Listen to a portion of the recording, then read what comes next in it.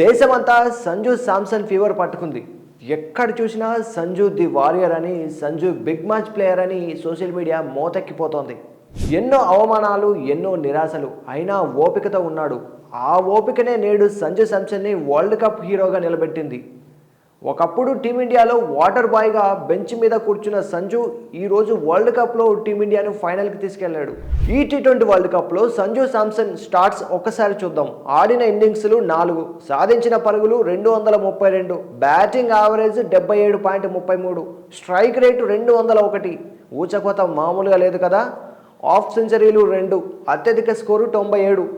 కేవలం 4 ఇన్నింగ్స్లో ఈ రేంజ్లో చెలరేగిన సంజు శాంసన్ బ్యాటింగ్ పర్ఫార్మెన్స్పై మీ అభిప్రాయం ఏంటి? కామెంట్ చేయండి. కెరటం నాకు ఆదర్శం, పడుతున్నందుకు కాదు పడి లేస్తున్నందుకు. ఎస్, సంజు శాంసన్ ఓ పడి లేచిన కెరటం. క్రికెట్ ప్రపంచంలో సంజు శాంసన్లా స్ట్రగుల్ అయిన ప్లేయరు మరొకరు ఉండరేమో. వరల్డ్ కప్లో ఒక్క మ్యాచ్ కూడా ఆడే అవకాశం రాదేమో, ఇక అతడి కెరియర్ ముగిసినట్లే అనుకున్న సమయంలో వచ్చిన అవకాశాన్ని తాను గెలవడమే కాకుండా టీమిండియాను గెలిపించి కోట్లాది మంది భారతీయుల హృదయాలను గెలిచాడు. సంజు శాంసన్ పడిన స్ట్రగుల్స్ తెలిస్తే మీరు కూడా సంజు ది వారియర్ అని అనకుండా ఉండలేరు. ఒకసారి 18 ఏళ్ళు వెనక్కి వెళితే సంజు తండ్రి ఢిల్లీలో కానిస్టేబుల్గా చేసేవాడు. సంజు అండర్ 13 లెవెల్లో అదరగొడుతున్నా కానీ అతనికి అవకాశాలు రావడం లేదు. కొడుకు కెరియర్ కోసం తన జాబ్ని కూడా వదిలేసుకుని సొంత రాష్ట్రమైన కేరళకు షిఫ్ట్ అయ్యాడు సంజు శాంసన్ తండ్రి సంజు విశ్వనాథ్. అదే సమయంలో IPL 2008 ఫస్ట్ సీజన్ గ్రాండ్గా లాంచ్ అయింది. మొదటి మ్యాచ్లో కోల్కతా బ్యాట్స్మెన్ బ్రెండన్ మెక్కల్లం ఆడిన వీరోచిత ఇన్నింగ్స్ చూసి తాను ఎలాగైనా ఇంటర్నేషనల్ క్రికెటర్ అవ్వాలనుకున్నాడు సంజు. అయితే సంజు ఎంత టాలెంటెడ్ అయినప్పటికీ తన తండ్రి తన ఆట కోసం గవర్నమెంట్ జాబ్ని కూడా వదిలేశాడన్న బాధ్యతతో మెలిగేవాడు. డిసిప్లిన్గా ప్రాక్టీస్లో పాల్గొనేవాడు. అదే సమయంలో Sanju team India legendary player Rahul Dravid కంట్లో పడ్డాడు. 2009 IPLలో రాజస్థాన్ రాయల్స్ తరపున 16 ఏళ్లకే డెబ్యూట్ చేసి సెన్సేషన్గా మారాడు. ఇప్పుడు కొడుతున్నట్టుగానే అప్పుడు కూడా భారీ సిక్సర్లు బాదేవాడు సంజు. IPLతో పాటు రంజీల్లోనూ దుమ్ము దులిపాడు. IPLలో అదరగొడుతున్నాడు, రంజీల్లో రాణిస్తున్నాడు, ఇక నెక్స్ట్ టీమిండియానే అని అందరూ అనుకున్నారు. కానీ అప్పటి వరకు ఒక ఎత్తు, అప్పటి నుంచి మరో ఎత్తు. సంజు శాంసన్ విషయంలో విధి వింత నాటకం ఆడింది కావచ్చు. టీమిండియాలో అందరూ అప్పుడు సెటిల్డ్ బ్యాట్స్మెన్ ఉన్నారు. దీంతో సంజుకి అవకాశాలు రావడానికి చాలా టైం పట్టింది. చివరికి 2015లో జింబాబ్వేతో డెబ్యూట్ మ్యాచ్ ఆడాడు సంజు. ఆ మ్యాచ్లో విఫలం కావడంతో సంజుకు మళ్ళీ జట్టులో చోటు దక్కడానికి పట్టిన సమయం అక్షరాల 4 సంవత్సరాలు. ఈ 4 సంవత్సరాల్లో సంజును టీంకి సెలెక్ట్ చేయలేదా అంటే చేశారు, కానీ బెంచ్కే పరిమితం చేశారు. కేవలం వాటర్ బాయ్గానే సంజు సేవలు టీమిండియాకు పనికొచ్చాయి. అటు కేరళ క్రికెట్ బోర్డు కూడా సంజుని లైట్ తీసుకోవడం మొదలెట్టింది. ఇలాంటి దశలో మరో ప్లేయర్ అయితే ఈ పాటికి రిటైర్మెంట్ ప్లాన్ చేసుకుని ఉండేవారు. కానీ సంజు ఎప్పుడూ తనకు రాబోయే అవకాశాల కోసం మాత్రం ఎదురు చూసేవాడు. అదే సమయంలో సంజు శాంసన్ టాలెంట్ను గుర్తించిన ఫ్యాన్స్ సంజుని ఎప్పుడూ సపోర్ట్ చేసేవారు. జస్టిస్ ఫర్ సంజు అంటూ సోషల్ మీడియా మోత మోగిపోయేది. అడపాదడపా అవకాశాలు వచ్చినా జట్టులో పూర్తి స్థాయిలో నిరూపించుకునేంత స్పేస్ సంజుకు దొరకలేదు. 2024 టీ20 వరల్డ్ కప్ జట్టులోనూ సంజుకు చోటు దక్కింది, కానీ ఒక్క మ్యాచ్ కూడా ఆడే అవకాశం రాలేదు. వరల్డ్ కప్ కొట్టిన టీంలో సభ్యుడిగానే ఉన్నాడు. అనంతరం రోహిత్ కోహ్లీ రిటైర్డ్ అవడంతో సంజుకి లైన్ క్లియర్ అయింది. 2024 బంగ్లాదేశ్తో టీ20 మ్యాచ్లో సంజు ఓపెనర్గా బరిలోకి దిగాడు. అప్పటి వరకు ఒక్కో పొజిషన్లో బ్యాటింగ్ చేసిన సంజు ఓపెనర్గా బరిలోకి దిగాక బ్యాట్తో మాత్రమే అందరికీ సమాధానం చెప్పాడు. ఒక్క మాటలో చెప్పాలంటే దంచుడే కార్యక్రమంగా పెట్టుకున్నాడు. ఆ మ్యాచ్లో సెంచరీ కొట్టిన సంజు వెంటనే సౌత్ ఆఫ్రికాతో సిరీస్లో తొలి మ్యాచ్లో మరో సెంచరీ కొట్టాడు. ఇలా ఇంటర్నేషనల్ టీ20లో బ్యాక్ టు బ్యాక్ సెంచరీలు కొట్టిన తొలి బ్యాట్స్మెన్గా నిలిచాడు. అదే సిరీస్లో 4వ మ్యాచ్లో మరో సెంచరీతో చెలరేగాడు. సంజు శాంసన్ జూలు విదిల్చి ఆడితే ఎలా ఉంటుందో క్రికెట్ ప్రపంచానికి తెలియజేశాడు. ఇక అంతా సెట్, సంజు కెరియర్ పీక్స్లోకి వెళ్తుందనుకుంటుండగానే మరో షాక్. శుభ్మన్ గిల్ కోసం సంజు ఓపెనింగ్ స్లాట్ త్యాగం చేయాల్సి వచ్చింది. దీంతో ఫినిషర్గా ఓసారి, 2 డౌన్లో ఓసారి, మళ్ళీ పాత కథే మొదలైంది. కానీ సంజు ఈసారి మరింత స్ట్రాంగ్గా నిలబడ్డాడు. వచ్చిన అవకాశాన్ని వాడుకున్నాడు. కట్ చేస్తే 2026 టీ20 వరల్డ్ కప్ స్క్వాడ్లో గిల్కి చోటు లేదు. ఓపెనర్గా సంజు ఫిక్స్ అయ్యాడు. అయితే వరల్డ్ కప్కి ముందు న్యూజిలాండ్తో జరిగిన సిరీస్లో సంజు ఆవరేజ్ పర్ఫార్మెన్స్ చేశాడు.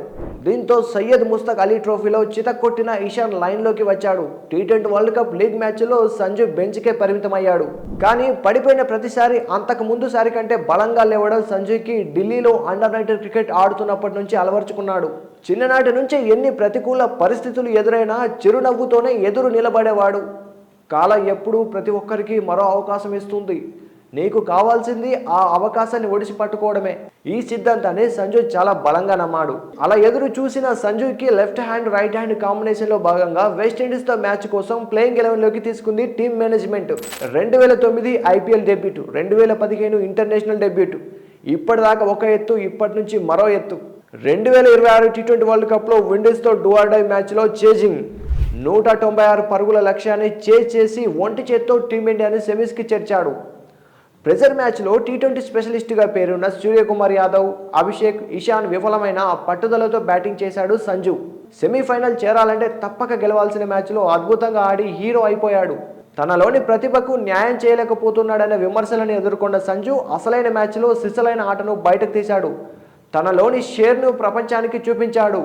విండీస్తో మ్యాచ్లో విన్నింగ్ షాట్ కొట్టగానే సంజు ముఖంలో కనిపించిన భావోద్వేగాలు ప్రతి అభిమానిని కదిలించాయి. సెంచరీకి 3 పరుగుల దూరంలో ఆగిపోయిన ఈ 97 అతనికి ఆత్మవిశ్వాసాన్ని ఇవ్వడమే కాదు, ప్రతి ఇండియన్ క్రికెట్ ఫ్యాన్కి సంజు ఉన్నాడులే, చూసుకుంటాడన్న భరోసానిచ్చింది. అక్కడితోనే అయిపోలేదు. వరల్డ్ కప్ లాంటి మ్యాచ్లో, అది డూ ఆర్ డై మ్యాచ్లో ఒంటి చేత్తో గెలిపించిన సంజు 2 రోజులు తిరగకముందే సెమీఫైనల్లో కూడా అదే రకమైన ఆట తీరుతో టీమిండియాను ఫైనల్కు చేర్చాడు. వరల్డ్ కప్ లాంటి పెద్ద టోర్నమెంట్లలో ఒక పరిపూర్ణమైన ప్లేయర్సే గెలిపిస్తారు. సంజు శాంసన్ ఒక కెప్టెన్ మాదిరిగా ఆడుతున్నాడు. అయితే ఇక్కడ ఓ విషయం ఖచ్చితంగా మాట్లాడుకోవాలి. జట్టులో రోహిత్తో పాటు ధావన్, రాహుల్ వంటి స్టార్లు ఉండడంతో ఓపెనింగ్ స్లాట్లు ఖాళీగా ఉండేవి కాదు. ఎప్పుడో కానీ ఓ అవకాశం వచ్చి ఉండేది. సంజు ఏజ్ ఏ22 ఉన్నప్పుడో లేక ఏ24 ఉన్నప్పుడు అతడికి మిగతా ఆటగాళ్ల మాదిరిగా అవకాశాలు ఇచ్చి ఉంటే ఈ పాటికి సంజు గ్రేట్ ప్లేయర్ల లిస్టులో చేరిపోయేవాడు.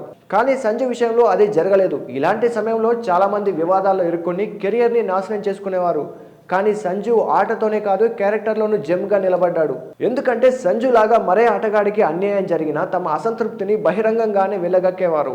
అంబటి రాయుడు లాంటి టాలెంటెడ్ ప్లేయర్స్ ఇందుకు perfect example. Next Sachin Tendulkar అవుతాడని పేరెళ్లిన అంబటి రాయుడికి అన్యాయం జరిగింది వాస్తవమే.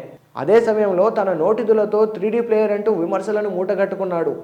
పృథ్వీ షా కూడా నెక్స్ట్ సచిన్ అవుతాడనుకున్నారు. కానీ ఆట కంటే ఎక్స్ట్రా కల్చరల్ యాక్టివిటీస్ మీద ఫోకస్ పెట్టి కెరియర్ను నాశనం చేసుకున్నాడు పృథ్వీ షా. కానీ సంజు శాంసన్ మాత్రం ఓపికతో ఉన్నాడు. నిబద్ధతతో తన ఆటలోని టెక్నిక్ను పదును పెట్టుకున్నాడు. ఆటను మాత్రమే నమ్ముకున్నాడు. సరైన సమయం కోసం వేచి చూశాడు. అప్పుడు తన బ్యాట్తో మాత్రమే అందరికీ సమాధానం ఇచ్చాడు. సెమీఫైనల్ లాంటి ప్రెజర్ ఉండే మ్యాచ్ల్లో విరాట్ కోహ్లీ మాదిరి సత్తా చాటి బిగ్ ప్లేయర్ అనిపించుకున్నాడు. సచిన్, కోహ్లీ, రోహిత్ లాంటి చాలా మంది దిగ్గజ ప్లేయర్లు తమ ఆటతో ప్రేక్షకులను మైమర్పిస్తారు, క్రీడాలోకాన్ని ఉర్రు తొలగిస్తారు. కానీ కొందరు ప్లేయర్లు మాత్రమే కామన్ మ్యాన్కి ఆదర్శంగా నిలుస్తారు. విండీస్తో అద్భుతమైన చేజింగ్ చేసి కూడా కూల్గా నిలబడ్డాడు. తన సత్తా ఏపాటితో చూపించాడు సంజు. ఆ ఒక్క ఇన్నింగ్స్తో సంజుకు ఎందుకు వెర్రెత్తుకుపోయే ఫ్యాన్స్ ఉంటారో దేశం మొత్తానికి తెలిసి వచ్చింది. జట్టులోని మిగతా ఆటగాళ్లు ఒక్కరు కూడా 30+ రన్స్ చేయని సమయంలో ఒంటి చేత్తో మ్యాచ్ని గెలిపించాడు. మ్యాచ్ అయిపోయాక ఆ సెలబ్రేషన్స్లో కూడా ఎక్కడ హడావిడి చేయలేదు. మోకాల మీద నిలబడి తాను చేసిన ఆ సెలబ్రేషన్స్ చూశాక ప్రతి ఒక్కరి కళ్ళలో నీళ్లు వచ్చాయి. సంజు శాంసన్ ఎన్ని స్ట్రగుల్స్ ఎదుర్కొని, ఎన్ని కష్టాలు పడి, ఎన్ని అవమానాలు భరించి అంత దూరం వచ్చి ఉంటాడో ఆ సెలబ్రేషన్స్ చూస్తేనే ప్రతి ఒక్కరికి తెలుస్తుంది. అలా వచ్చిన వారే విజయాన్ని కూడా బాధ్యతగా స్వీకరిస్తారు. అలా స్వీకరించిన వారినే సవ్యసాచి అంటారు. అందుకే సంజు శాంసన్ పడి లేచిన కెరటం. Take a bow Sanju Viswanath Samson.